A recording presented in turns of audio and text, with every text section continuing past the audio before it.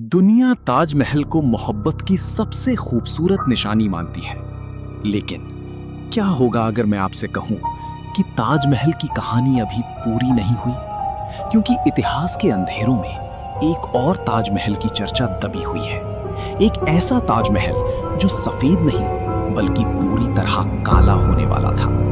कहा जाता है कि मुगल बादशाह शाहजहां अपनी मौत के बाद यमुना नदी के उस पार अपने लिए एक विशाल काले संगमरमर का मकबरा बनवाना चाहता था। एक ऐसा मकबरा जो सामने खड़े सफेद ताजमहल का अंधेरा प्रतिबिंब बनता।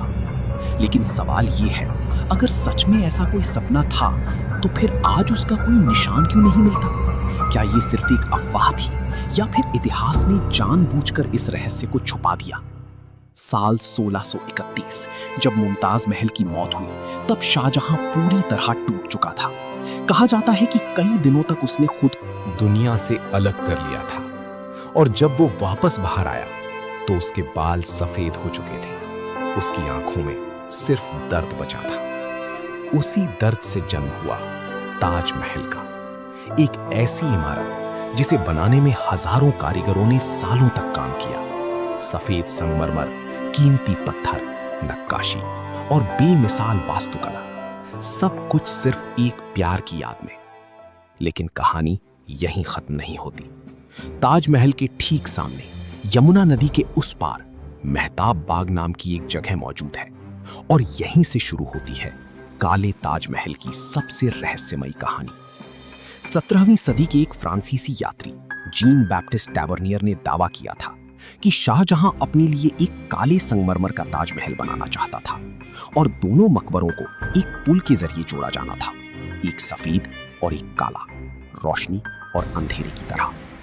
यह कहानी धीरे धीरे पूरी दुनिया में फैल गई। लोगों ने कल्पना करनी शुरू कर दी कि यमुना के उस पार कहीं ना कहीं उस अधूरे सपने के अवशेष आज भी मौजूद हैं।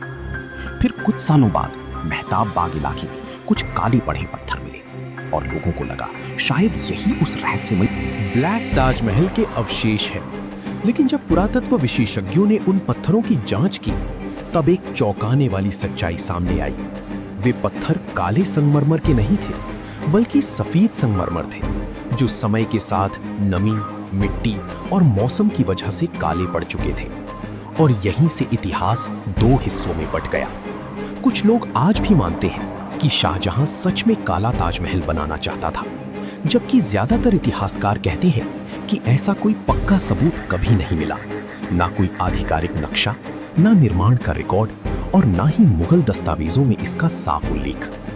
लेकिन शायद यही अधूरापन इस कहानी को और ज्यादा रहस्यमयी बनाता है, क्योंकि कभी-कभी इतिहास की सबसे दिलचस्प कहानियां वही होती हैं जिनका जवाब पूरी दुनिया के पास नहीं होता।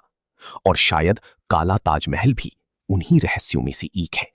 एक अधूरा सपना, एक टूटा हुआ बादशाह, और एक ऐसा रहस्य जो आज भी यमुना नदी के शांत पानी में ताजमहल की काली परछाई बनकर तैरता दिखाई देता है।